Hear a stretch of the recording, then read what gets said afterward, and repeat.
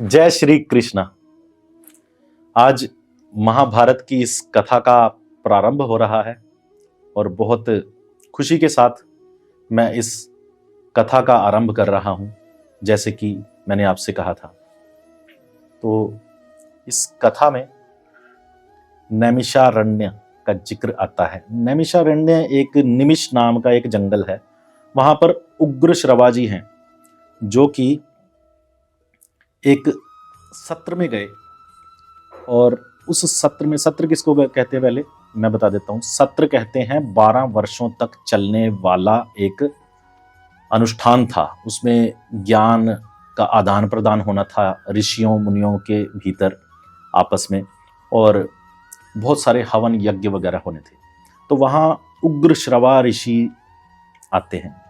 तो वहाँ उनको बहुत सारे महर्षि घेर कर निवेदन करते हैं कि आप हमें कोई कथा कहानी वगैरह सुनाएं। तो यहाँ उग्र श्रवा जी कहते हैं कि मैं समन पंचक क्षेत्र कुरुक्षेत्र गया था। तो वहाँ पर जो महाभारत हुई है, जो कौरवों और पांडवों का युद्ध हुआ है, उस कथा का श्रवण मैं आपको करवाना चाहता हूँ। तो आप लोग ध्यान से सुने। भगवान वेद व्यास की आज्ञा से राजा जन्मेजय के यज्ञ में ऋषि वैशंपायन जो हैं वो इस कथा को कहते हैं।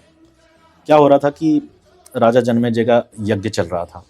तो उस यज्ञ में बीच बीच में विश्राम मिलता था। तो वेद व्यास जी के पास बैठे थे ये ऋषि वैशंपायन जी, इनके शिष्य थे। तो ये ऋषि मुनियों को ये कथा सुनाते थे। तो वैसे ऋषि मुनियों के बीच में आदान प्रदान होता था इस कथा का। तो वहां से शुरू होती है ये कथा। सबसे पहले क्या हुआ कि व्यास जी ने अपनी अंतर्ज्ञान से, अपनी दिव्य शक्ति से एक महाभारत ग्रंथ की रचना की, मन ही मन में। कैसे कि सृष्टि के आरंभ में, कहते हैं इस महाभारत ग्रंथ में जो आता है, सृष्टि के प्रारंभ में एक अंड प्रकट हुआ। उस अंड से ही सब कुछ बना है। उस अंड से ही ब्रह्म निकले हैं, रुद्र निकले हैं और 14 मनु निकले हैं, प्रजापति निकले हैं। सभी स्थावर जंगम प्राणी सब कुछ उस अंड से ही प्रकट हुआ है। तो जब यह सारा ज्ञान व्यास जी ने प्राप्त कर लिया तो उन्होंने सोचा कि क्यों ना इस पर एक ग्रंथ की रचना की जाए जो कि एक अनुपम कृति होगी। और यह ग्रंथ भी कोई ऐसा वैसा नहीं, ये काव्य है, एक कविता के रूप में है। मतलब इतनी बड़ी महाभारत, 1 लाख से ऊपर श्लोक, और वो तो सिर्फ मनुष्य जाति के लिए है 1 लाख, गंधर्वों के लिए 14 लाख की संख्या है, या थोड़ा बहुत ऊपर नीचे होगा। परंतु गंधर्वों को जो कथा सुनाई गई उसमें 14 लाख श्लोक हैं इस ग्रंथ में। तो इस ग्रंथ की महिमा बहुत है। तो इन्होंने, ये व्यास जी ने सोचा कि मैं कैसे इसको शुरू करूं, इसका वर्णन कैसे करूं। तो वो गए ब्रह्मा जी की शरण में। ब्रह्मा जी की शरण में जाकर वे निवेदन किया उन्होंने। तो ब्रह्मा जी ने उनके मन को पढ़कर जान लिया कि तुमने बहुत ही अनुपम ग्रंथ की रचना की है और यह अपने आप में अनुपम कृति है। और उन्होंने भूरी भूरी प्रशंसा की वेद व्यास जी की। वेद व्यास जी की बहुत प्रशंसा की और उन्हें ये आदेश दिया कि आपको अगर मुझसे कुछ काम है तो आप कहें। तो वेद व्यास जी ने कहा कि इतना बड़ा ग्रंथ है, इसको लिखने के लिए मुझे कोई लेखक चाहिए, कोई ऐसा हो जो इसको लिख पाए। इसको साधारण मनुष्य नहीं लिख सकता। तो ब्रह्मा जी ने बताया कि गणेश जी ही हैं ऐसे जो इसके एक लेखक बन सकते हैं, जो इसको, इस अनुपम शैली को, अनुपम कृति को एक कलम में पिरो सकते हैं। तो यहाँ से ब्रह्मा जी से आज्ञा लेकर व्यास जी जाते हैं गणेश जी के पास। यानी गणेश जी का वो मन ही मन याद करते हैं, बहुत ही श्रद्धा से गणेश जी का आवाहन करते हैं। तुरंत गणेश जी प्रकट हो जाते हैं। गणेश जी प्रकट होकर आसन ग्रहण करते हैं और यहाँ से इनका वार्तालाप शुरू होता है। तो यहाँ व्यास जी कहना चाहते हैं कि हे गणेश जी, मैं इस ग्रंथ का लेखक तलाश कर रहा हूं और मुझे आपका नाम सुझाया गया है। आपके सिवा कौन कर सकता है इतना बड़ा कार्य, यह महान कार्य है। गणेश जी कहते हैं कि मैं स्वीकार करता हूं इस ग्रंथ का लेखन, परंतु मेरी लेखनी जो है वो रुके ना, मेरी ये शर्त है। उन्होंने एक शर्त रखी कि जैसे जैसे आप इस ग्रंथ के बारे में बताते जाएंगे तो मैं लिखता जाऊंगा, तो ये जो लिखने का क्रम है ना, ये बीच में रुके ना, कहीं भी इसे विराम ना मिले, तब मैं इसे लिख सकता हूं। अब यहां व्यास जी कहते हैं कि ठीक है, परंतु किसी भी श्लोक को बिना समझे आप मत लिखना। अब ये भी उन्होंने गूढ़ बात कह दी कि बिना समझे आपको कुछ नहीं लिखना, एक अक्षर भी नहीं लिखना, एक शब्द भी नहीं लिखना। तो यहां गणेश जी मान लेते हैं और लेखन शुरू हो जाता है। तो इस ग्रंथ को लिखते समय कुछ ऐसे गूढ़ श्लोक थे जिनका अर्थ बाहर से कुछ और परंतु अंदर से कुछ और प्रतीत होता है। इसमें होता क्या है कि एक तो 1,00,000 श्लोक इसमें जो डाले गए हैं, ये सिर्फ मनुष्य जाति के लिए है, ये सिर्फ हमारे लिए है जो हमें मिले हैं। स्वर्ग लोक में इसकी संख्या बहुत अधिक है, इससे कई गुना ज़्यादा है। और सबसे बड़ी बात यह है कि श्री गणेश जी ने इसे स्वीकार किया ओम का उच्चारण करके। जैसे आप लोगों को कुछ कहें तो आप लोग क्या कहते हैं, ओके जी, हाँ जी, ओके जी। तो वहाँ पर गणेश जी कहते हैं ओम और स्वीकार करते हैं। तो यहाँ से लेखन शुरू हो जाता है। तो 8,800 श्लोक में शुक संजय 8,800 श्लोक ऐसे हैं जो कि इतने गूढ़ हैं कि इनका अर्थ कुछ और निकलता है और लिखने में, पढ़ने में वो कुछ और है। यहां तक कि व्यास जी ने कहा कि मैं भी समझता हूं शुक मेरा पुत्र है, वो भी समझता है, परंतु संजय के बारे में मुझे संशय है कि वह समझता है या नहीं। अब संजय वही है जो धृतराष्ट्र को दिव्य दृष्टि से सारा वृत्तांत सुना रहे हैं। तो यहाँ पर आपको इसकी महिमा का मैंने थोड़ा सा बताया है।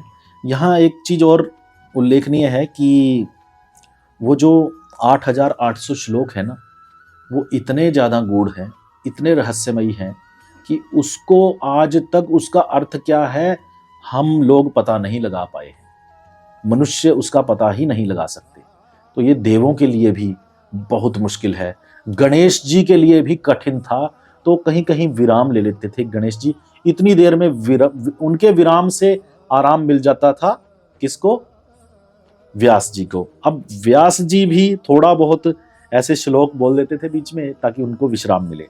तो खैर, यह अनुपम ग्रंथ है और यह इस तरह से शुरू हो गया। ठीक है, प्राचीन समय की बात है। व्यास जी ने अपनी माता सत्यवती और गंगा पुत्र भीष्म की आज्ञा से अंबिका और अंबालिका आदि के गर्भ से 3 पुत्रों को जन्म दिया।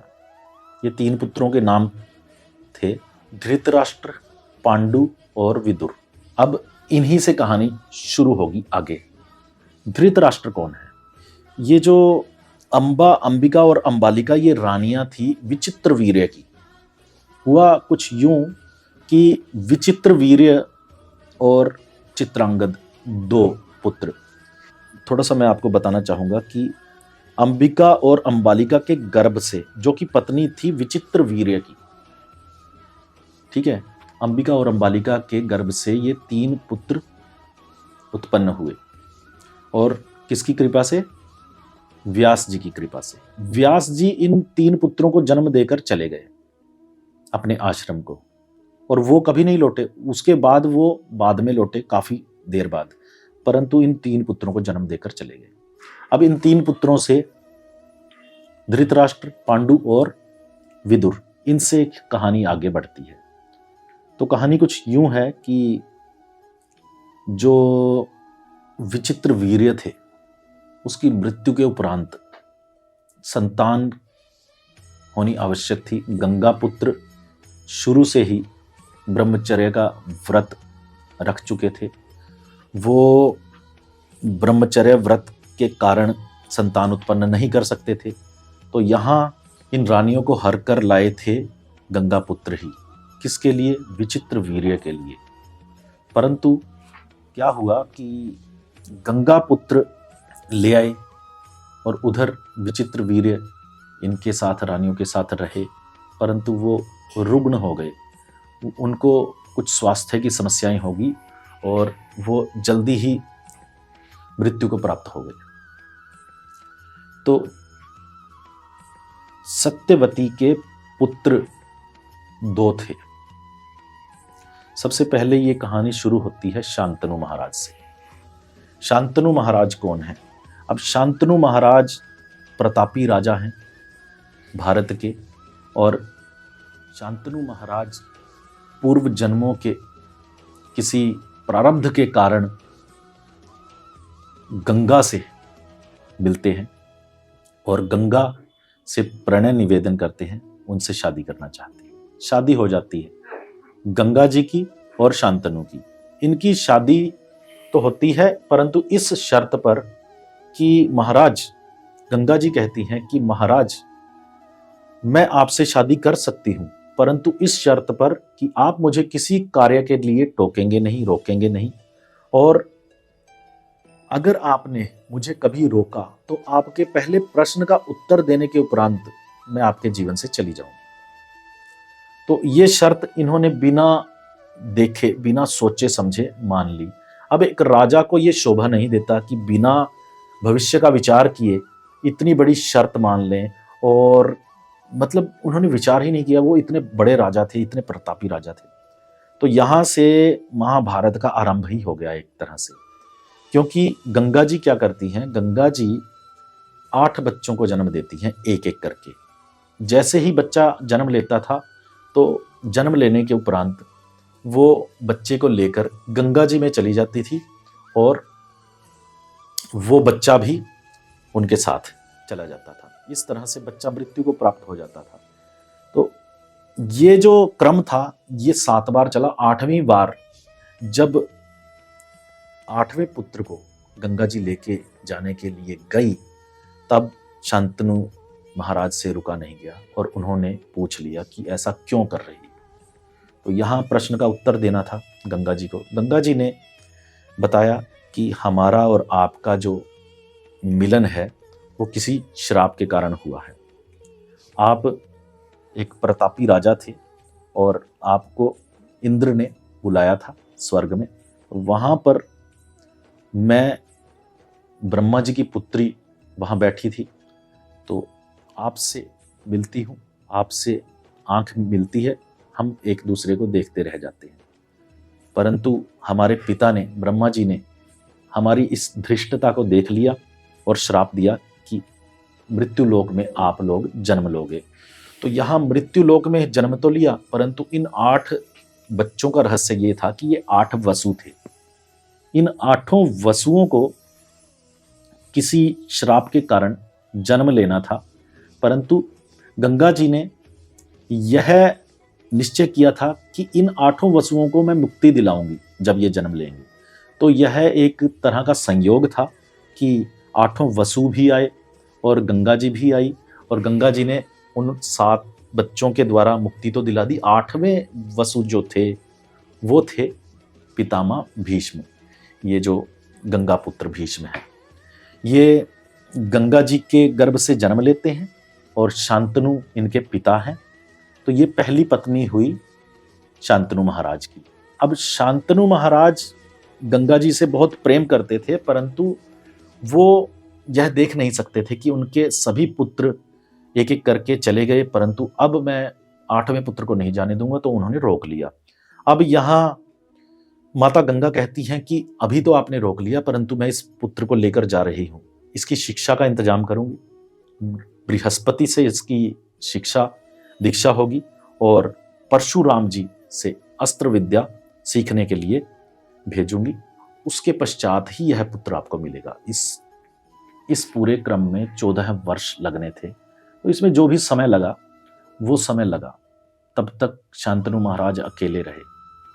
तो विरह में भटकते रहे शांतनु महाराज, परंतु 14 वर्षों बाद उनकी मेहनत रंग लाई और 14 वर्षों के पश्चात, शायद 14 वर्ष ना हो, कम ज़्यादा हो, परंतु इतना बड़ा होने के पश्चात पुत्र को एक दिन वो ले आई।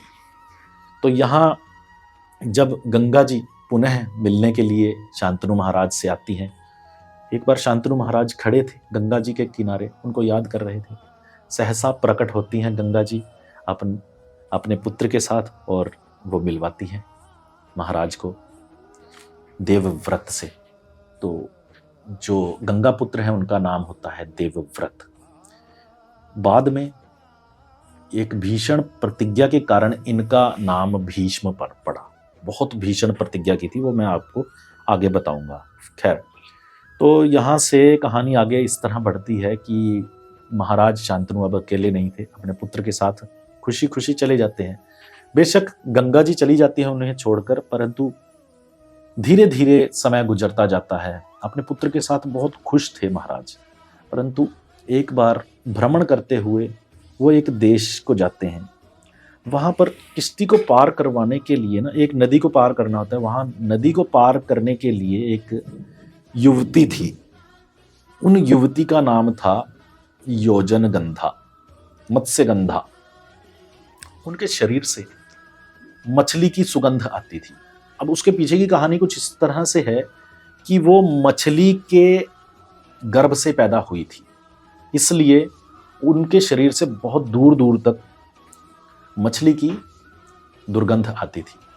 तो वो दुर्गंध बहुत समय तक आती रही और एक योजन गंधा इसको बोलते हैं। देखो, एक योजन, तो योजन जैसे आप किलोमीटर बोलते हैं, पुराने समय में योजन के आधार पर मापते थे जमीन को, बड़ा होता है किलोमीटर से। तो एक योजन तक इनकी जो स्मेल थी वो महसूस होती थी। परंतु एक बार क्या हुआ कि योजनगंधा बैठी हुई थी, किसी किश्ती में बैठी हुई थी और जा रही थी, अकेली थी शायद।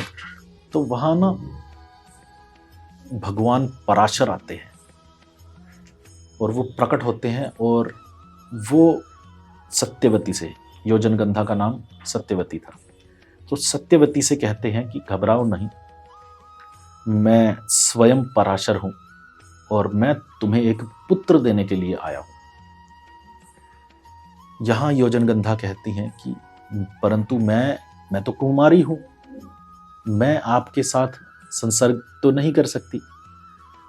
तो पराशर जी कहते हैं कि इससे तुम्हारा कौमार्य भंग नहीं होगा, यानी तुम्हें दोष नहीं लगेगा, और जो तुमसे एक योजन तक जो स्मेल आती है वो सुगंध में बदल जाएगी। मैं आपको एक पुत्र रत्न भी दूंगा जो कि जरूरी है। तो यहाँ पर उनका मिलन होता है और उनके तत्काल ही एक धुंध का निर्माण होता है। यानी कि देखिए जी, किश्ती में बैठे हैं ये दोनों, पराशर जी बैठे हैं, माता सत्यवती बैठी हैं, तो वहाँ पर धुंध सी प्रकट होती है, बहुत सारी धुंध, और कुछ नहीं दिखता। और दो द्वीपों के जो द्वीप होता है, दो द्वीपों के बीच में से यह दृश्य ऐसा है कुछ कि एक नदी है, नदी में एक द्वीप है, द्वीप के अयन में यह घटना घटती है, तो जिससे कि एक पुत्र का जन्म होता है। तो उसी कारण से उस पुत्र का नाम श्री कृष्ण द्वैपायन पड़ा। वह जन्म से ही काले रंग के थे, पक्का रंग था उनका, तो सांवले रंग के होने के कारण उनका नाम कृष्ण था और साथ में द्वीपों के अयन में ये घटना हुई तो उसके कारण द्वैपायन कहलाया।